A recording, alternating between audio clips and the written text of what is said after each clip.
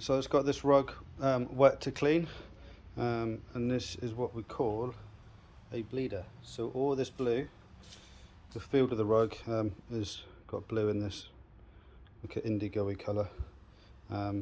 Put some water on it and all the excess dye is coming out. So this is a problem we get quite a lot. Most hand knotted rugs do bleed. I get quite a lot of rugs coming to me every month from carpet cleaners who don't know how to clean rugs properly, and they'll clean a rug like this in a customer's house on their carpet or hard floor, and then obviously not to this extent because I've flooded this one, but the dye will come out onto the carpet, onto the hard floor, because it's not being cleaned properly in somebody's house.